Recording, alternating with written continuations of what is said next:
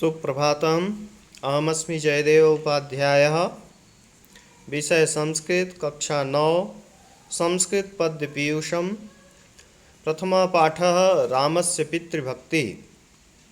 संस्कृत पद्य पीयूषम भाग का पहला पाठ है यह रामस्य पितृभक्ति। यह पाठ वाल्मीकि रामायण से लिया गया है। वाल्मीकि रामायण के अंतर्गत अयोध्या कांड के 18वें और 19वें सर्ग से यह संकलित है। वाल्मीकि रामायण को आदि काव्य माना जाता है, यानी यह पहला काव्य है। तो प्रस्तुत पाठ रामस्य पितृभक्ति, यह प्रसंग बहुत ही प्रसिद्ध है। राम अपने पिता की आज्ञा मानकर 14 वर्ष के लिए वन में जाते हैं, जिसमें इनकी माता जो है कैकेयी, वह कारण बनती हैं। वह प्रसंग इस प्रकार से है कि राम जी के पिता राजा दशरथ किसी युद्ध में जाते हैं, जिसमें उनके साथ उनकी पत्नी कैकेयी भी रहती हैं। कैकेयी भी युद्ध करना जानती हैं, इसलिए वो साथ जाती हैं कि मैं आपका सहयोग करूंगी, और संयोग से ऐसा अवसर आ भी जाता है। तो उस युद्ध में कैकेयी के सहयोग से दशरथ जी के प्राणों की रक्षा होती है। दशरथ जी बहुत प्रसन्न होते हैं कैकेयी के ऊपर और कहते हैं, तुम मुझसे कोई भी 2 वर मांग लो।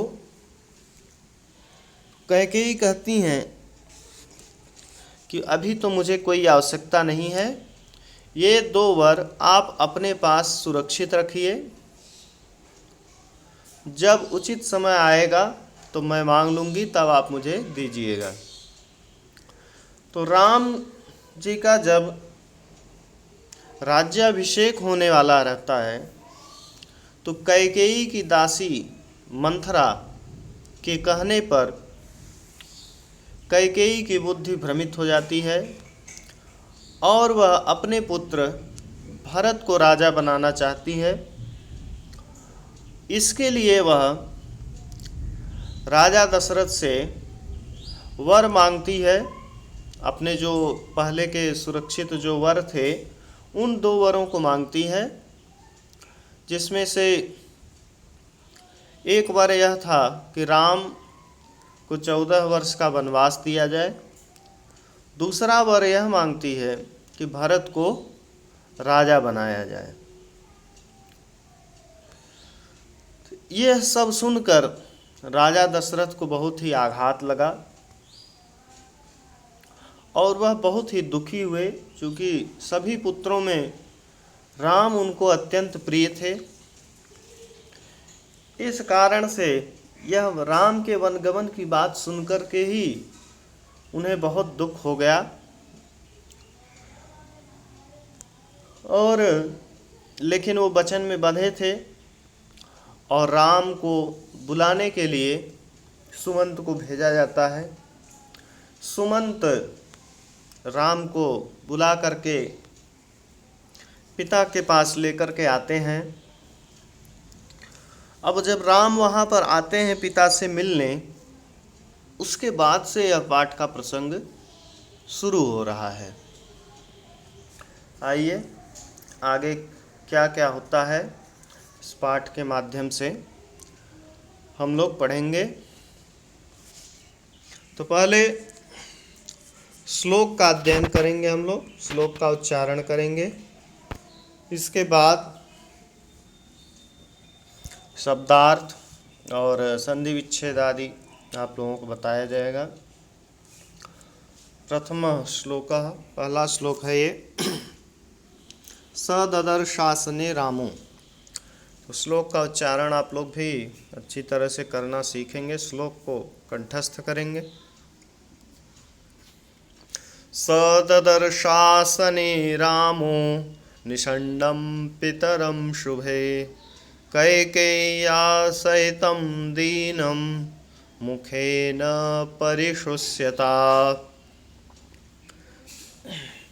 स ददर्शासने रामो निषण्णं पितरं शुभे कैकेय्या सहितं दीनं मुखेन परिशुष्यता। तो इस तरह से श्लोक का उच्चारण करेंगे। तो यहाँ पर जो स शब्द आया है, सह शब्द है, जिसका अर्थ है वह ददर्शासने, यहाँ पर दीर्घ संधि है, ददर्श धन आसने। तो ददर्श का अर्थ होता है देखा, ठीक है, ददर्श यानी देखा। तो ये लिट लकार का रूप है, ददर्श यानी देखा। आसने, आसन पर। रामः, ये राम। निषण्णम का अर्थ होता है बैठे हुए। पितरम यानी पिता को। शुभे यानी शुभ, ये आसने का विशेषण है। शुभे आसने यानी सुंदर आसन पर। कैकेय्या सहितम, सहितम का अर्थ होता है साथ। कैकेय्या एक कैकेयी शब्द की तृतीया विभक्ति का एक वचन का रूप है, तो जिसका अर्थ हो जाता है कैकेयी के साथ। दीनम यानी दुखी, ये पितरम का विशेषण है। दीनम पितरम, दुखी पिता को। मुखेन परिशुष्यता, तो परिशुष्यता मुखेन, परिशुष्यत शब्द है, तृतीया विभक्ति में बनता है परिशुष्यता। मुख के तृतीया बनता है मुखेन, तो परिशुष्यता मुखेन, सूखे हुए मुख वाले, ठीक है। तो परिशुष्यता मुखेन, सूखे हुए मुख वाले। अब इस श्लोक का पूरा अर्थ देखते हैं हम लोग।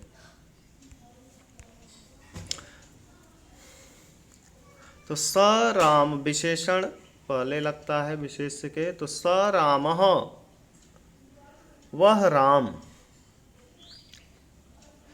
वह राम। परिशुष्यता मुखेन, सूखे हुए मुख वाले। दीनम पितरम, दुखी पिता को।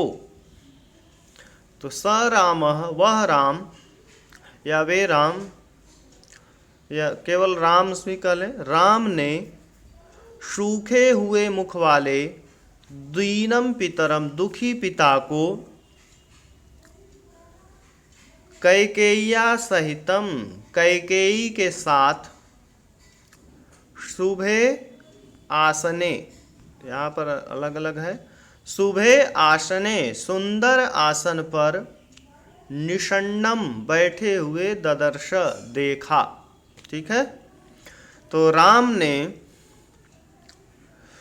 तो क्या है, वह राम सुमंत के द्वारा बुलाए जाने पर,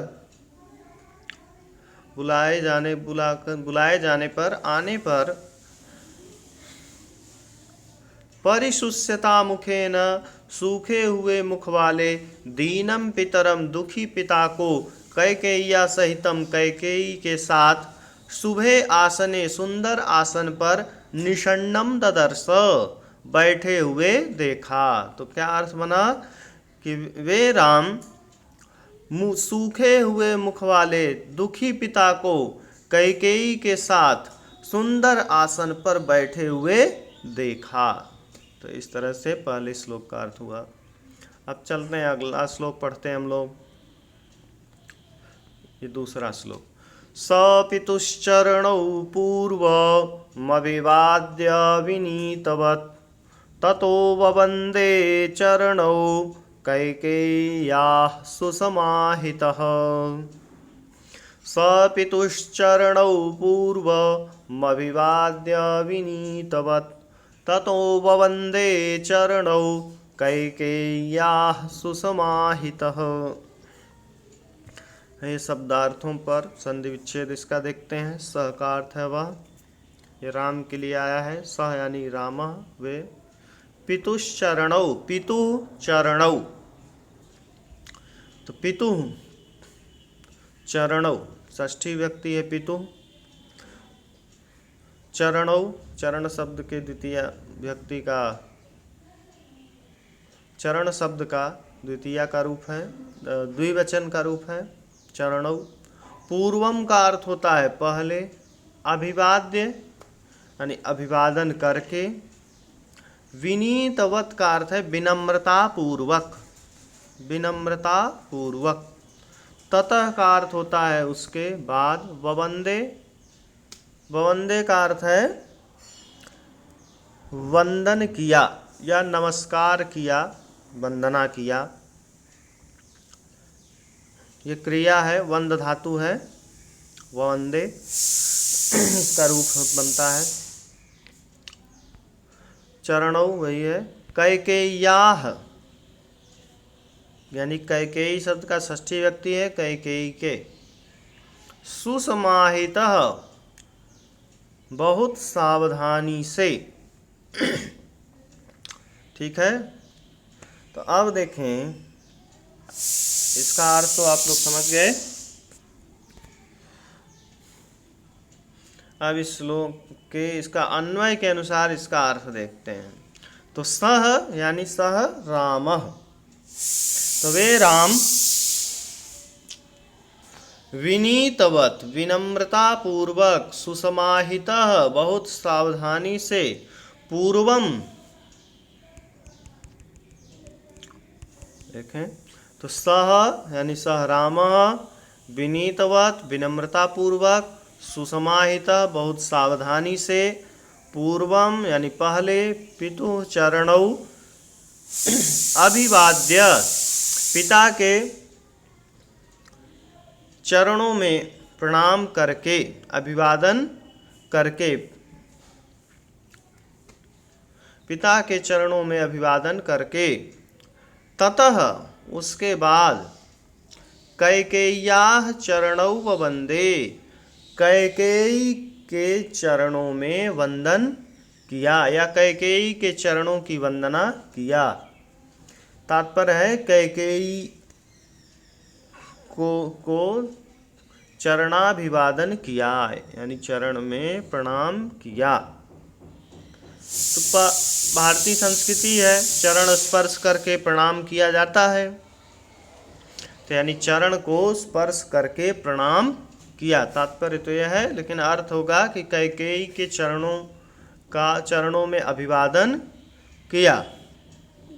तो स अब पुनः एक बार देख लें। सह रामः, सह यानी राम ने, विनीतवत विनम्रता पूर्वक, सुसमाहित बहुत सावधानी से पहले पिता के चरणों में अभिवादन किया, उसके बाद कैकेयी के चरणों की वंदना किया। अब चलते हैं अगले श्लोक की तरफ हम लोग। रामेत्युक्त्वा तु वचनं बाष्पपर्याकुलेक्षणः ससाक नृपतिर्दीनो नेक्षितुं नाभिभाषितुम्।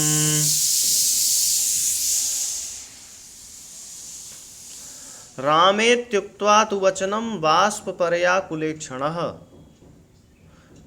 राम इति उक्त्वा, संधि विच्छेद देखें, राम इति उक्त्वा, राम इति वचनम उक्त्वा। राम उक्त्वा का अर्थ होता है कहकर, राम इति यानी राम ऐसा शब्द कहकर, वचनम यानी शब्द, वाष्प पर्याकुलेक्षण, वाष्प का अर्थ है अश्रु या आंसू, पर्याकुलेक्षण यानी आंसुओं से व्याकुल नेत्र वाले। पर्याकुल आकुल यानी व्याकुल या विकल, तो आंसुओं से विकल नेत्र वाले या व्याकुल नेत्र वाले। शशाक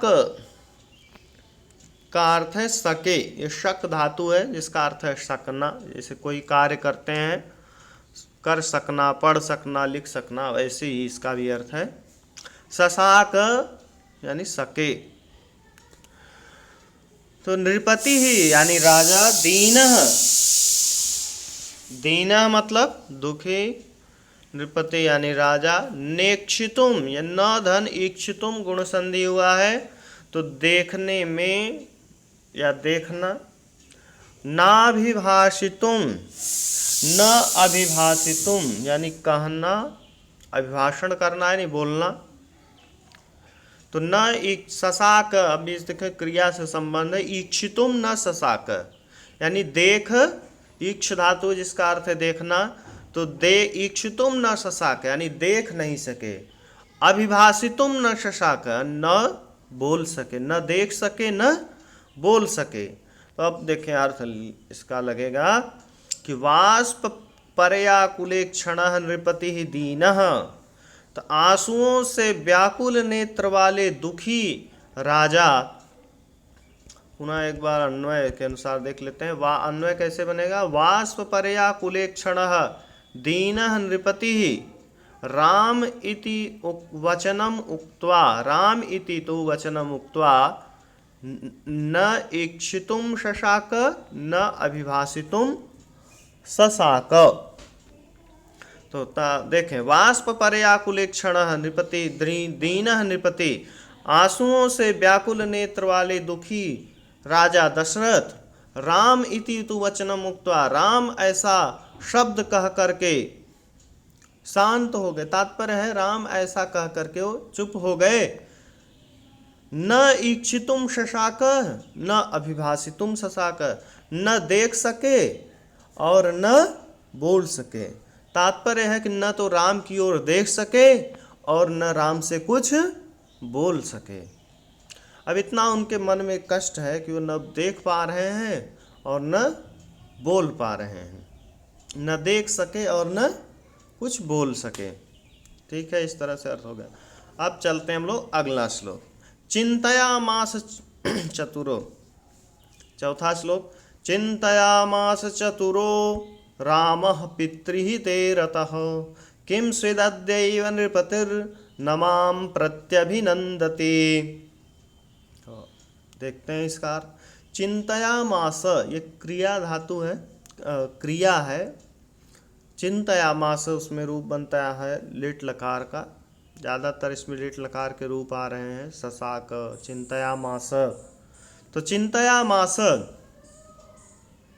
सोचा, चिंतन किया, विचार किया, इसका अर्थ होता है चिंतयामास, ये सोचा। चतुर यानी चतुर, राम यानी राम ने, पितृहिते रतः, देखें पितृहिते रतः लिखा है, पितृहिते रतः यानी पिता के हित में रतः यानी संलग्न। किम स्विद अद्यैव, देखे दो शब्द है, किम स्विद अद्यैव। किम स्विद का अर्थ है किस कारण से, किम यानी किस, स्विद यानी कारण से, अद्यैव आज ही, अद्य धन एव वृद्धि संधि हो गया है। नृपतिर न, नृपति धन न संधि होकर के नृपतिर न बन गया है, तो नृपति न विसर्ग संधि है। न माम यानी मुझसे या मुझको, प्रत्यभिनंदति यानी प्रसन्न होकर बात कर रहे हैं। तो इस तरह से अर्थ हो गया। अब देखें इसका श्लोक का अन्वय, अन्वय के अनुसार अर्थ देखते हैं हम लोग। तो पितृ राम का ये देखिए सब विशेषण है, पितृहिते रतः चतुरः रामः, इस तरह से राम का सब विशेषण। तो पिता के हित में संलग्न, पिता के हित में संलग्न चतुर राम ने चिंतयामास सोचा। तो पिता के हित में संलग्न चतुरः रामः चिंतयामास, चतुर राम ने सोचा। किम स्विद अद्यैव, किस कारण से, किस कारण से, नृपति ही राजा, किस कारण से राजा, अद्यैव आज ही, न माम माम न प्रत्यभिनंदति मुझसे प्रसन्न होकर के बात नहीं कर रहे हैं। ठीक है, किम स्विद नृपति किस कारण से राजा, यानी पिता से तात्पर्य है, किस कारण से पिताजी अद्यैव आज माम न प्रत्यभिनंदति, मुझसे प्रसन्न होकर के बातें नहीं कर रहे हैं। तो पूरे श्लोक का अर्थ देखें बन गया। तो पिता के हित में संलग्न राम ने, चतुर राम ने, पिता के हित में संलग्न चतुर राम ने सोचा किस कारण से पिताजी आज मुझसे प्रसन्न होकर के बातें नहीं कर रहे हैं। यानी अब उनके मन में अब शंका उत्पन्न हो गई कि क्या है, कोई कारण है, क्या बात है, पिताजी दुखी हैं और आज प्रसन्न होकर के मुझसे बात नहीं कर रहे हैं, इसका क्या कारण हो सकता है। इनके मन में ये विचार उत्पन्न हो गया। अब वो आगे और विचार करते हैं। अगला श्लोक 5वां। अन्यदा मां पिता दृष्ट्वा कुपितोऽपि प्रसीदति तस्य मामद्य संप्रेक्ष्य किमायासः प्रवर्तते। ठीक है, इस श्लोक अन्यदा का अर्थ होता है अन्य समय पर, अन्य दिन। माम यानी मुझको, पिता यानी पिताजी, दृष्टवा मतलब दृष्टवा देखकर, कुपितो अपि, कुपितः अपि शब्द है, तो अपि यानी भी, कुपितः यानी क्रोधित होते हुए भी, प्रसीदति यानी प्रसन्न हो जाते हैं। ठीक है, दूसरे पंक्ति देखते हैं। तस्य यानी उनको, उनका, षष्ठी व्यक्ति है। मामद्य संप्रेक्ष्य, माम अद्य संप्रेक्ष्य, संप्रेक्ष्य का अर्थ है देख कर, तो अद्य माम संप्रेक्ष्य, अद्य का अर्थ है आज, माम यानी मुझको, संप्रेक्ष्य मतलब देख कर। किमायासः, किम धन आयासः, आयास का अर्थ होता है दुख या कष्ट, किम यानी क्यों, प्रवर्तते यानी उत्पन्न हो रहा है, प्रवर्तित तो हो रहा है, प्रवर्तते यानी प्रवृत्त हो रहा है। ठीक है, प्रवर्तते यानी प्रवृत्त हो रहा है या हो रहा है। तो अब राम कह रहे हैं, अभी सोच ही रहे हैं, मन में सोच रहे हैं राम, अन्यदा पिता कुपितो अपि माम दृष्ट्वा, अन्यदा पिता कुपितोपि माम दृष्ट्वा प्रसीदति, अन्य समय पर यानी अन्य दिन में, यानी आज के दिन को छोड़कर अन्य समय पर पिताजी कुपितो अपि, अन्यदा पिता कुपितोपि, अन्य समय पर यानी अन्य दिन पर, अन्य दिनों में पिता कुपितो अपि, पिताजी क्रोधित होते हुए भी, माम दृष्ट्वा मुझे देखकर, प्रसीदति प्रसन्न हो जाते हैं। अद्य माम संप्रेक्ष्य, अद्य माम संप्रेक्ष्य, तो आज मुझे देख करके, तस्य यानी उन्हें, आयासः किम प्रवर्तते, आयास यानी दुख, किम प्रवर्तते क्यों हो रहा है। ठीक, अभी मन में ही सोच रहे हैं राम कि अन्य दिनों में तो पिताजी मुझे देख करके क्रोधित होते हुए भी प्रसन्न हो जाते हैं, तो अद्य माम संप्रेक्ष, आज मुझे देख करके, तस्य आयासः किम प्रवर्तते, उन्हें दुख क्यों हो रहा है। तो जब भी राम जी, इसका तात्पर्य है पिताजी से जब भी राम जी मिलते थे, तो पिताजी यदि क्रोधित होते थे किसी बात पर, किसी से भी, तो राम को देख करके क्या हो जाते थे, प्रसन्न हो जाते थे। लेकिन आज ऐसा क्या हो गया है, कौन सी बात हो गई है कि मुझे देख करके भी, देख कर उन्हें दुख हो रहा है। अब देखें राम के मन में ये सब बातें चल रही हैं। तो आज इतना ही हम लोग 5वें श्लोक तक ही अध्ययन करेंगे। आप सभी छात्र इन श्लोकों का अच्छी तरह से अध्ययन करें, इनको याद कर लें, इनके शब्दार्थों को याद करें, और जहाँ पर भी आप लोगों को समझ में ना आए आप पूछ सकते हैं। धन्यवाद।